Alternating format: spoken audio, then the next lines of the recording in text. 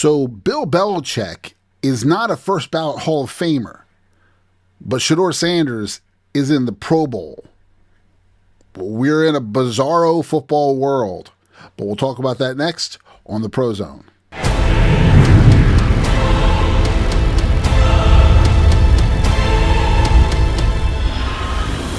Welcome to the ProZone. I'm Matt Roberts. So, Bill Belichick is not a first ballot Hall of Famer, but Shedeur Sanders, again, is going to the Pro Bowl, a fifth round pick with a horrible quarterback rating. Is going to the Pro Bowl. How is it possible? There are simple answers, but there's actually some complex answers, okay? There's a lot more to it. So let's dive into that a little bit. Let's sort some of this stuff out.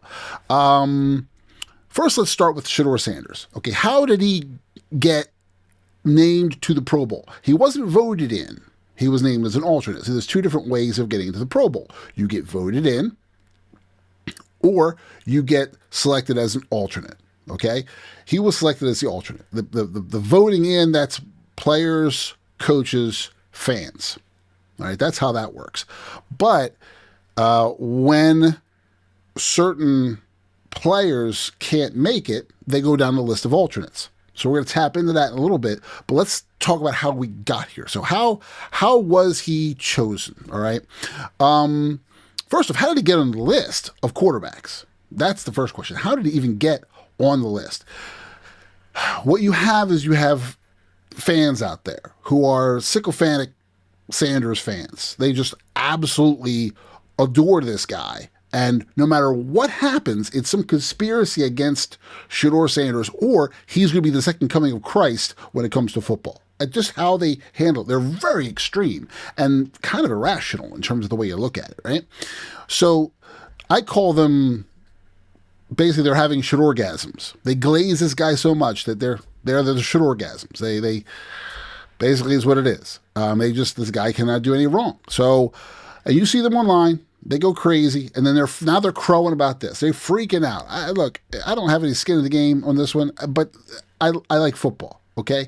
And I love to preserve the integrity of the sport, and it's getting destroyed. Is it because of Sanders? No, he's just one of the many symptoms of what's destroying football. So let's take it. I got some notes here. So again, main selections versus alternates. So let's go down the list of the alternates in the Pro Bowl, okay? What you have are a ton of players who were voted in as your alternates or your starters, okay? These are the vote getters, what we have here, okay? You have Drake May, Patrick Mahomes, Josh Allen, Daniel Jones from the Colts, Joe Burrow from the Bengals, Lamar Jackson from the Ravens, C.J. Stroud from the Texans. This is in order now. Justin Herbert, Chargers, Bo Nix from the Broncos, Trevor Lawrence, Jaguars, Tyrod Taylor, Aaron Rodgers, Davis Mills, Joe Flacco, Justin Fields from the Jets, Tua Tagovailoa, I always have a hard time with his name, Tagovailoa, Dolphins, Jake Browning, Geno Smith from the Raiders, Cam Ward from the Titans, Dylan Gabriel from the Browns, Shedeur Sanders from the Browns, and Brady Cook from the Jets. That's your list. So Shedeur Sanders was second from the bottom of all those quarterbacks. Now, why is that? Well, let's take a quick look at how it kind of paired out here. The breakdown is pretty straightforward. You can take a look at this graphic here. Who's out because they're injured? Patrick Mahomes is injured. Josh Allen's injured. Justin Herbert's injured. Bo Nix, Daniel Jones, and Cam Ward. All injured. Okay, so they're not going to be playing in the Pro Bowl. Then you have Drake May, who's going to the Super Bowl. So he's not going to be playing in the Pro Bowl. And I'm going to address that later too. Okay, this is one of the reasons we got where we are. Then the ones who said, nah, I'm not going to play. I don't feel like doing it. Lamar Jackson, C.J. Stroud, Trevor Lawrence, Joe Burrow, and Aaron Rodgers. So they all skipped out. So we're looking at, what's that? 6, 7, 8, 9, 10, 11, 12 quarterbacks said, nah, either hurt or, I'm good. So you wind up with Shedeur Sanders. That's basically what it is. Did he earn it? No, he didn't earn it. He just happened to back into it. That's kind of what alternates do, especially a lower rated alternate. If you're a lower rated alternate in Pro Bowl voting, you back in to this thing. The question is, wouldn't you have taken it if you would earn that? I don't know. Honestly, here's the thing. The Pro Bowl is a shell of its former self. The Pro Bowl used to be a really important, momentous occasion for players. They thrived on going to the Pro Bowl. That was a big deal for them. And when I was growing up, that's what we saw. The Pro Bowls I saw growing up were killer. They were so fun, and you got to see all your talent together. But see, the mistakes they made in the Pro Bowl is they changed it. What year was that? See, in 2010, they moved the Pro Bowl before the Super Bowl. Before then, it was always the week after the Super Bowl. So for a lot of you young folk, you've never seen the Pro Bowl after the Super Bowl. And that's when it was great, because you had the Super Bowl was played. You had the gap between the NFC and AFC championships. Then you had the Super Bowl. Then, and I think it was like the week after, if I remember correctly, when I was younger, it was a week after the AFC and NFC championships. It wasn't like 2 weeks. Then I think they extended it, and then they said, you know what we'll do?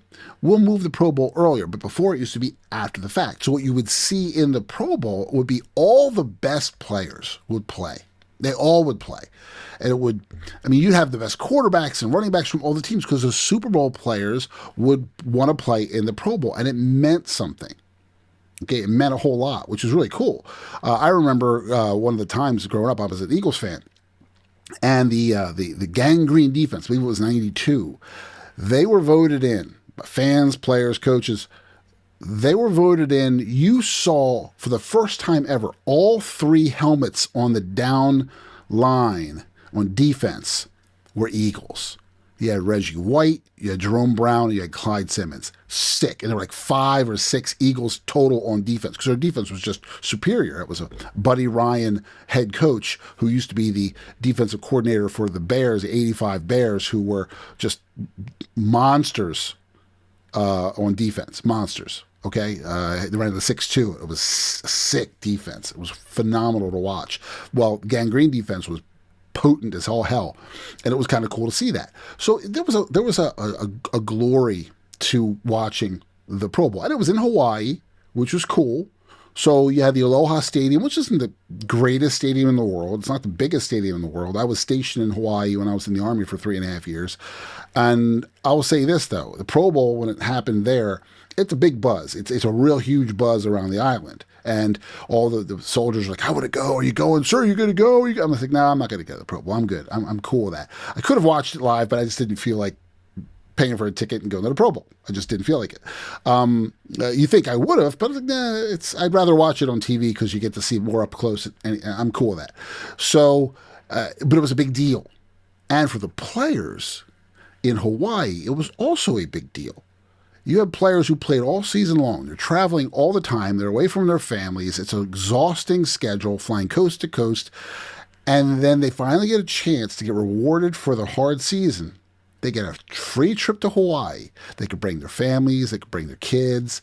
They can have drinks and go on the beach and chill out on the downtime and work it into a longer vacation. It's really cool. It's a long flight. It's like an 11-hour flight from when I used to go out there from Philadelphia International Airport all the way out to Hawaii. It was 11 hours total. At least 5 hours from California, but even that's long, because you have holdovers and whatever when you get to California. But it's still awesome. And the atmosphere was really cool. And you had players out there who really wanted to play in the Pro Bowl back then. And they moved it to Miami in 2010, which killed the game. I mean, who wants to go to Miami when you're there during the season? The thing is, there was no games. There were no games played in Hawaii. It was purely neutral territory. And it was really cool. So you would go to a place where you never played. And there was so much like honor to that, because you're actually going to Hawaii where you've never been all season, and now you get a chance to play in the Pro Bowl. So that's kind of cool, right? They moved to Miami. Well, Miami, go to Florida a number of times during the season, playing the Dolphins or Buccaneers or whatever it is. So hoopy. It was designed, the move before was designed to basically increase viewership. I don't know why. It wasn't, look, they said to increase viewership. No. A lot of people watch the Pro Bowl, okay? When I was growing up, it was a big thing. The move was so the NFL didn't have a dead period before the Super Bowl. They had to fill in that weekend because you had that 2 weeks before the Super Bowl and it was kind of quiet, and it started to pick up the second week and it was just like, we're just waiting. There's a lot of news and stuff, but it wasn't a big deal. But when they moved it before, that's just the NFL wanting money and they wanted to dominate another weekend. I don't blame them for wanting money, but you kill the product. You can't move the Pro Bowl up before the Super Bowl because none of your Super Bowl caliber players are going to want to play in the Pro Bowl. And it destroys it. There's no reason to watch a Pro Bowl when the pros, the champions, are not in the Pro Bowl. Then they changed the Pro Bowl. In 2023, they started changing the format where they had like flag football and skills challenges instead of the traditional game. So what's the point of a Pro Bowl? They used to have what you used to have before the Pro Bowl, which was really cool. It was Pro Bowl week, and you had events. So you had quarterbacks who would do the quarterback throw and skills competitions and really neat stuff to see who had the best accuracy. And it's really, if you get a chance to watch them online, find them because the Pro Bowl skills competitions were fun to watch. And we tune in to watch those because you get to see the best versus the best in, accuracy, speed, whatever it is. Really, really cool stuff. But they got rid of the games. It's pointless. The whole point was to watch the game, watch these guys play. Now, they didn't kill themselves for 4 games. They would play kind of a looser game for 3 quarters. And then the 4th quarter, they really would start to ball out at the end. But you had players who would be, it was like a highlight reel, big passes. They're not going to play killer defense and stuff, but you have big passes and big tackles and stuff, but it wasn't punishing. And you'd have a lot of scoring, and it was really fun. But then they start to buckle down because someone wanted to win. That's how the other All-Star games used to be, too. The NBA All-Star game, NHL All-Star game. There used to be competitions. Major League Baseball was like that. They really wanted to win, and they'd work hard, especially football. It was really neat to watch. And I feel bad for the current generations because you guys missed out on such an entertaining product with that Pro Bowl. When we were growing up, it was a big deal because, it's the first time we've seen all the best together at one time on the field. It was really cool. It was really cool. So there was an interview. Shannon Sharp and Chad Ochocinco were talking on a podcast, okay? And they're talking about the Pro Bowl. These guys came up in it. Now, those are guys that we saw in the cool Pro Bowls, right? So let's play this and hear what they have to say real quick. I've read some of the comments. He didn't deserve to go. Yeah. It happens. He's not the first alternate to ever make the Pro Bowl. He's not. He's not going to be the last alternate to make the Pro Bowl. We saw, Ocho, remember we saw Huntley just a few years ago make it. Yes. Because nobody really wanted to go. It doesn't. I mean, first of all, I don't know where's it going to be. Is it in San Francisco this year? Yeah. Because it used to be, Ocho, it used to mean something. You go to Hawaii. You get a vacation. You get to take your wife to Hawaii. Your girlfriend, your family get to tag along. It meant something to go across the water, to break bread. You're drinking the Mai Tais, the Blue Hawaiians. It normally meant something. It doesn't have the same cachet. And like I said, Patrick Mahomes was hurt. Bo Nix is hurt. I'm not so sure. The other names would have gone. Not at that far down as an alternate. I don't think Lamar's going. There's a great chance that they reached out to these guys and they're like, nah, I'm good. Aaron Rodgers like, I don't need that trip. Lamar's like, nah, I got other things to do. So I think the thing is that the other guys, Lamar, Joe, Aaron Rodgers, probably Trevor Lawrence, they probably opted out. I mean, listen, if it was like it was back in the day when we were playing actually, and it actually meant much more to go to the Pro Bowl, the achievement of making the Pro Bowl, it was unbelievable. You understand? Yeah. This is a real trip a real treat, you know, that you get to go. You got to fly 10 hours. I don't care where you live. It's a 10-hour flight. Your family goes, and you know you there all week, and you really played.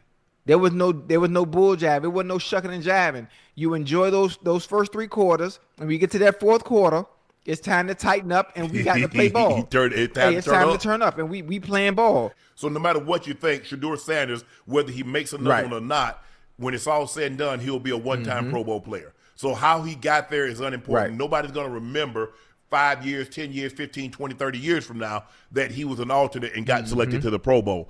But I love the fact that after, you know, I was very fortunate to win a couple of Super Bowls and was a Pro Bowl player at that time and got an opportunity to go over and receive my congratulations and receive that, you know, Darryl Green and a lot of Ray Browns and the guys like, hey, man, sign this champ.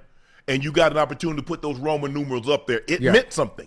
It really did. And I wish the NFL would go back to that and let these guys that make that made the Pro Bowl, that are in the Super Bowl, they get an opportunity to go because they get an opportunity to go fraternize and see some of the guys. A lot of the guys you only see in passing, Ocho, you play against them, and that's it. But you get an opportunity to meet people's family. You take people pictures with people's wives and kids and their father-in-laws and things of that nature. So it's a huge honor. But congratulations, Shedeur. Look. Okay. So there you go. Hit on a couple of topics there, but the main point is that, yeah, it was a big deal. And if you're a Super Bowl champion, and think during the season, okay, you're not going to play every single team. What, the 32 teams? You're not going to play everybody. So you're going to play a certain number of players, right? A certain number of teams, and a certain number of players on those teams. So if you go to the Pro Bowl, you're going to see all those other guys that you wouldn't see. Like he said, you see them in passing, okay? And if you're a champion, and you get to show up, you get to, you know, you're one of the few teams in history to have won a Super Bowl. So it means something. And yeah, like you say, put your Roman numerals on it. When you sign something as a Super Bowl champion, yeah, it matters. It makes it, because every time I had what is it, Barrett Brooks? Barrett Brooks? Yeah, Barrett Brooks was a host or was a guest of mine on a show, one little pilot we did called Food, Failure, and Fame. And he signed our little frame with our logo, signed the frame around it as one of the guests. And he proudly had his Roman numerals on there for the Super Bowl that he won with the Steelers. So it matters. It does matter. But they've changed the format. It doesn't mean anything anymore. Alternates do make the Pro Bowl. I had an athlete who was one of our Pro Dynamix athletes. He was named Mike Daniels. Okay, Mike Daniels. He went to Highland Regional High School in Blackwood, New Jersey. I helped market him to college. He ended up getting a deal with University of Iowa, and then he ended up getting drafted by the Green Bay Packers, 4th round, 132nd overall. And near the end of his career, like several years into his career, actually, middle of his career, he got selected to the Pro Bowl as an alternate. But he was on the list and got enough votes to qualify. I think it was about a couple of years in this career, maybe 3-4 years in. And he got enough votes to qualify to be selected as an alternate. But the thing is that what they were saying, you'll have other players like, oh, why do I want to fly to California? You know, Aaron Rodgers, let's go down the list again. Let's take a look real quick at that list. The list, it's here. Like Aaron Rodgers, yeah, he's not going to want to go to California. He's pretty much, you know, done it and been there and done it. So he's not going to go as an alternate. Flacco's not going to do that. I said Justin Fields was out. He's hurt. You know, Tua Tagovailoa, probably not. Most of these guys, when you get to the end, they're going to say, hell, that I don't want to be some alternate in the Pro Bowl. I don't care. I don't need to do that. You know, what do you get out of it? You're not getting a trip to Hawaii. You're just going to California, to San Francisco. Whoopee. You go there during the season 9 times out of 10 anyway. Cam Ward was injured questionable. Geno Smith was injured questionable. Dylan Gabriel, I don't know if he would go if they even asked. But Shedeur Sanders, he's going to say yes. Well, who wouldn't say yes? Well, some guys won't. You see, guys there turned it down. Was it his first chance to be a Pro Bowler? Sure. Would I have gone? No, because I don't feel I earned it. If you look at the numbers on Shedeur Sanders, okay, let's look at some numbers here on this kid. He was pretty brutal during the season. Okay, pretty brutal. He didn't have good numbers. Only played for a few games. Okay, but let's take a look at his stats here. Shedeur Sanders had, through 7 touchdowns this season, 10 interceptions, and had 1,569 passing yards. He had a 56% completion percentage, but he was a bottom 3 quarterback. He was a bottom 3. If you looked at his numbers, he had a quarterback rating of 18.8 and a 13.5 passer rating, lowest by a player with 15 plus attempts since 2012. He finished the 2025 season with a 68.1 rating. That's brutal. Brutal. So why would you want to take those numbers and put yourself with who are supposed to be the best of the best, those who were voted by players, coaches, and fans? I saw some podcaster online going, he was voted by the players and the coaches. You forgot the fans. The Shedeur-gasms, they voted him just to vote him. Okay, those guys who think Shedeur can do no wrong, they voted him just to vote him. You can vote for anybody you want to vote for. So he got enough votes to be at the bottom of the list. Didn't get enough to get higher because coach is not going to vote for him, not with those numbers, and players sure as hell not going to vote for him, not with those numbers. You have to earn that. So it was only the fans. And that's pretty much. I mean, you could have had a player saying, I'm going to stick it to the man and I'm going to vote for Shedeur anyway. You could have. I don't think they're going to do that, though, because it's a respect thing. So the fans got him on the list, and he got chosen as an alternate because no one else wanted to go. So he backed into it. Basically, what it is it's sad because Shedeur came up in the world of participation trophies. He did. I mean, the kid, not kid anymore, he grew up entitled. Dad's loaded. Okay, no problem. I mean, he had a successful football career, Deion Sanders did. So the kid had his advantages. He had his own trainers. He had probably a gym at his home. He didn't have to really struggle for any kind of food or anything else or education. He was covered. Then he goes to college and his daddy's his coach. And what happens? He gets, given the lead position. He puts up nice numbers, not against massive competition, though. He didn't go up against some real challenging competition. He wasn't playing any SEC teams, right? And Colorado State didn't play a whole lot of anybody. And I think when he did play one SEC team, he got smoked, or one higher-ranked team, he got killed. But he put up a lot of numbers. He also got sacked 42 times. That's a point I always make when I'm talking about Shedeur Sanders. 42 times in one season. What does that tell you? If you're sacked 42 times in a season, what does it tell you? It tells me a couple things, just off the top of my head. 1, he holds on to the ball too long. 2, bad decision-making, hence holding on to the ball too long. 3, doesn't know how to step up in the pocket properly, okay, to avoid the collapsing pocket. 4, doesn't know how to read a defense. 5, takes too long to check off on his receivers. 6, can't pick up the blitz. A lot of things that could contribute to him holding on to the ball too long, which lead to 42 sacks. Because an offensive lineman, I was one in college, right? You get about 3 to 5 seconds, maybe 6 if you're lucky, to block a guy. That's it. That's why a quarterback has to get rid of the ball fast. They say, you got to have the ball out of your hand in 3 seconds. That's really what you should do as a quarterback. When you're a lineman, you don't have a whole lot of time to stop a guy. I mean, if you got a guy, if you get lucky and then you got a guy who's not very good, or you get lucky because you just happen to lock in on a guy and he's not working hard enough to get off you or whatever it is, then you can hold him a little bit longer. But for the most part, you got 3 seconds. And that quarterback's got to get rid of that ball. Okay? So Shedeur isn't helping.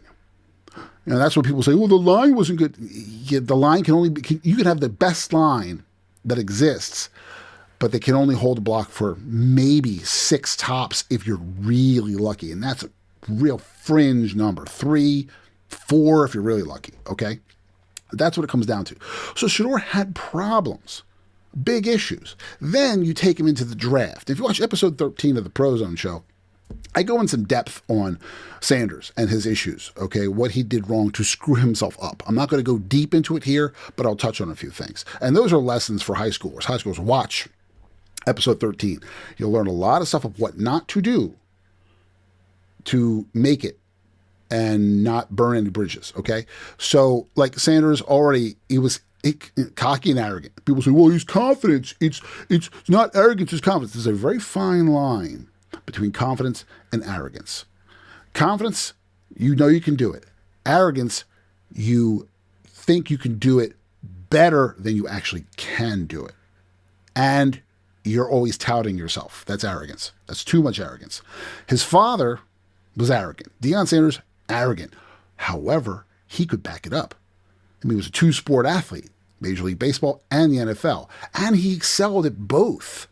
I mean, the guy was a phenomenal talent. He was an asshole. I met the guy. I was a security guard when I was in college, and I was working security. The guy's an asshole. He treated everybody like trash. Everybody. It was horrible. I just sat there and observed and watched how bad he treated people. And I live by a philosophy. The true measure of a man is how he treats those who can do absolutely nothing for him.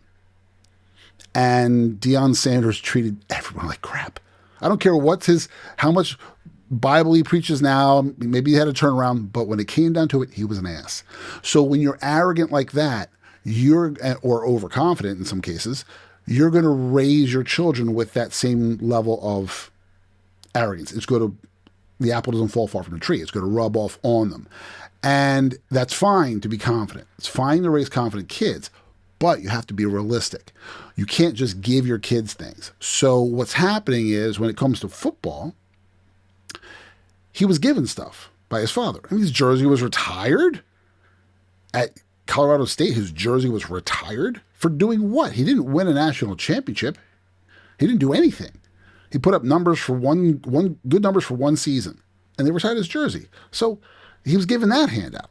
So then he goes into the draft, and his mistake that he made was he was selective on who he wanted to go to in the draft. He wouldn't interview with all the teams. That's a mistake.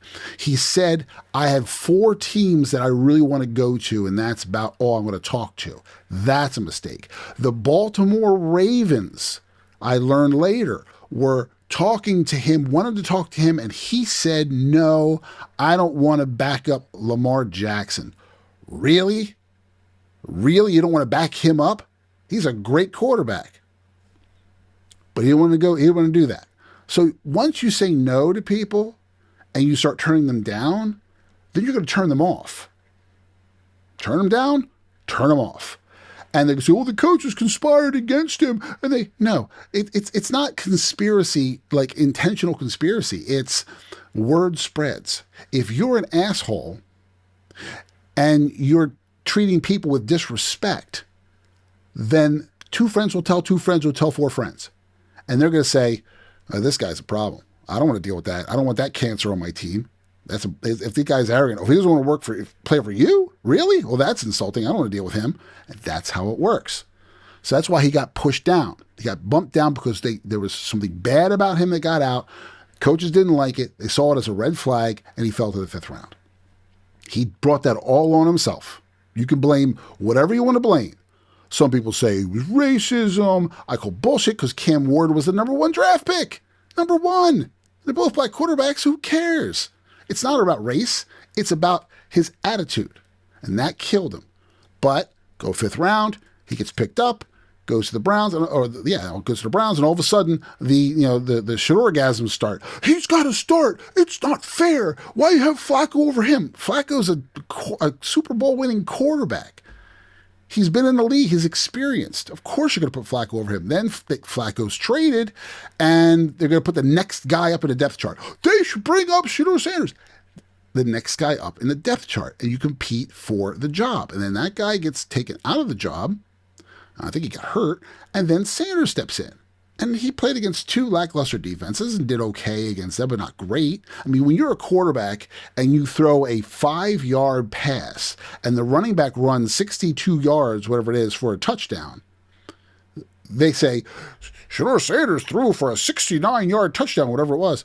I'm like, bro, he didn't throw for the touchdown. He threw to a guy who ran The vast majority of the work was done by the running back. Okay, yeah, statistically, I guess it counts as that, but it's not by his doing. He threw a quick 5-yard dump. The running back did the work, or whoever it was that caught the ball, right?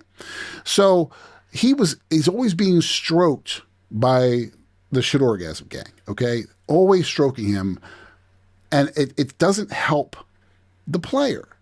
It doesn't help your argument either, because it makes you look like you're trying to overcompensate for this player who's not good enough to play. It's like the people who are all over like Angel Reese. Angel Reese is great. Angel Reese is terrible. Angel Reese is terrible, but they're all over Angel Reese.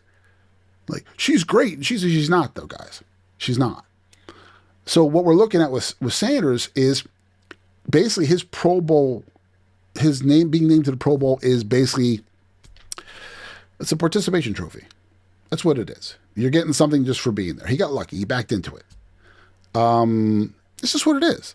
It's not an ill will towards Sanders, but he's made a lot of mistakes, and you got to learn from that. Now, let's go to the second topic. Sanders is in the Pro Bowl, but Bill Belichick is not a first ballot Hall of Famer. Why is that? Well, there were murmurs. Who was it? Let me find it real quick. Yeah, ESPN report. Bill Poland was a vocal figure in the Hall of Fame deliberations involving Bill Belichick.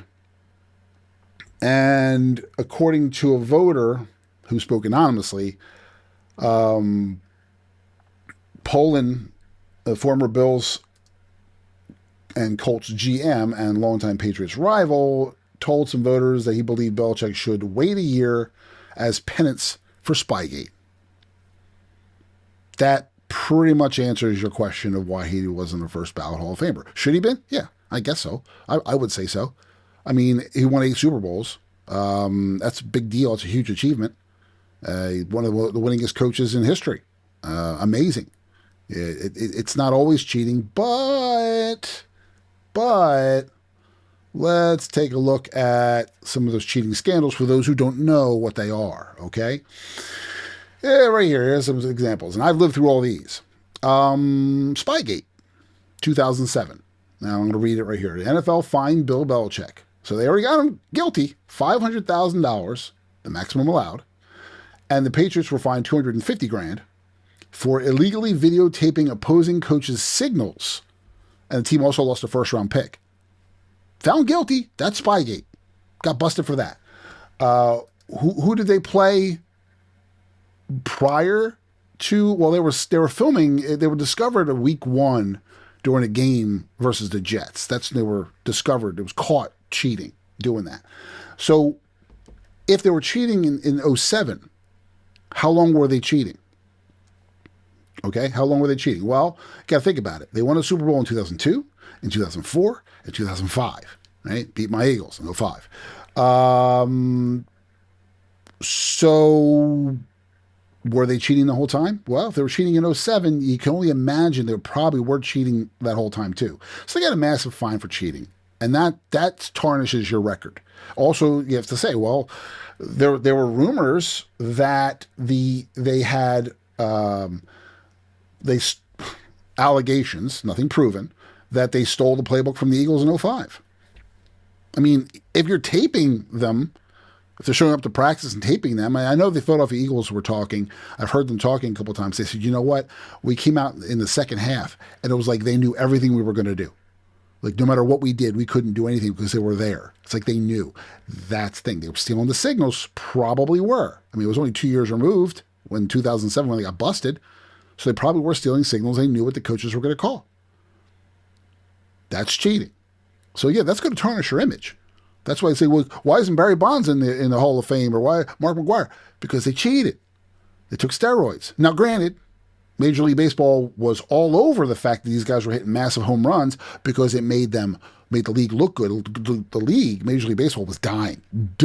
After the 94 strike, I used to work for the Phillies when I was in college again, and we lost the whole season. We played for a little bit of the season, then lost the rest of the season. That strike, after the strike, oh my God, the attendance was in the toilet because nobody gave a crap. You canceled the World Series. You lost all of that.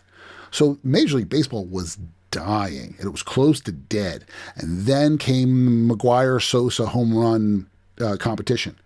And Barry Bonds jumped in there later. But those guys were both juiced up. They're both juiced. I mean, McGwire is a skinny little dude, so was Sammy Sosa. All of a sudden, they're all jacked up. And they're killing home runs and breaking Roger Maris's record, and it was great press. It was all over the news every week. The home run watch, and who's going to win, who's going to set the record. And they were pushing each other like when 1961, when Roger Maris and Mickey Mantle were pushing each other to try to break Babe Ruth's record. It's like that. And it saved baseball. So baseball turned a blind eye to the steroids then, but now, years later, they go, well, we can't put them in the Hall of Fame because they did steroids. You can't have it both ways, Major League Baseball. You know, it's like Pete Rose not going in the Hall of Fame, even though he's has the most hits in baseball, achievement that no one is ever going to top. He was a phenomenal player, multiple World Series winner, but they kept him out of the Hall of Fame until he died.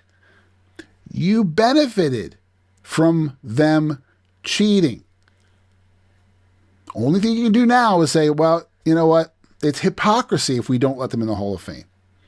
But you have your sports writers and your other players have to vote for this thing. Sports writers, I believe, vote for the Hall of Fame for baseball. Well, now we have Belichick, who cheated. So he said they're probably going to keep him out for about a year as penance. But that's not the only time he cheated. There was also cheating in 2015. I remember this one too. Deflategate. I remember calling them the New England Deflatriots, because what they were doing is they were underinflating balls during the AFC Championship game. And in the cold weather, the underinflated ball is easier to grab. So the league disciplined them again for doing that. And Tom Brady said, I didn't know that they were underinflated. Bullshit.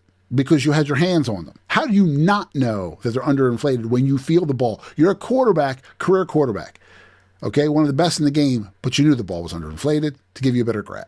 And it was discovered on the sidelines. I believe the Colts discovered it. And then how do the refs not know? The refs know. So why were the refs not calling the flag on that one? Nah, it was a bunch of BS. But that's what happened. So you got cheating, Spygate, Deflategate. Those are two big things that hurt Belichick's reputation. And it hurts you. It does. It damages your rep because you cheated. And it's pretty obvious that you did. So that's where we stand. That's why Belichick is not a first-round Hall of Fame ballot. Should he be? Well, that's bigger cheating than just taking steroids. I mean, but the league punished him as well, more so to save face than anything else, because they may have known or they may not have known. But it's not like they were encouraging him to cheat, but they sure were basking in the glory of his victories, weren't they? Same with McGwire and Sosa and Barry Bonds. So that's where we are. Bill Belichick will probably be in the Hall of Fame next year. He'll probably get voted in without a problem. Some personal animosity, bias, it happens. Is there personal animosity and bias towards Shedeur Sanders? Well, by some fans, I guess. Congratulations to him. I mean, the guys were saying, Shannon Sharp was saying, well, he's always going to be known as a Pro Bowler. Yeah, maybe 30, 40 years from now, but it all depends on what he does with his career. That's the key. What will Sanders do going forward? Will he become stellar like the Shedorgasm fans think he is now? Time will tell. He could be boom or bust, flourish or fold. Who knows? He's a talented quarterback. Yeah, but how talented is he at the NFL level? Let's let time tell us what's going to happen. But I'm not going to coronate a guy who's not ready to be coronated yet. He has to earn that. So I'm curious what you think. How pissed off are you at what I said? I don't care if you are or not. I just want to hear what you have to say. Does Sanders belong in the Pro Bowl? Do you think he doesn't belong in the Pro Bowl? Should Belichick have just been given a pass even though he did cheat? Curious to find out. Let me know. Until next time, I'm Matt Roberts. Thank you for watching the ProZone. Know your goal. Hey guys, thank you for watching the ProZone. Make sure you check back for more episodes. And if you haven't done so already, Like, share, subscribe, and ring the notification bell so you don't miss what we have coming up next.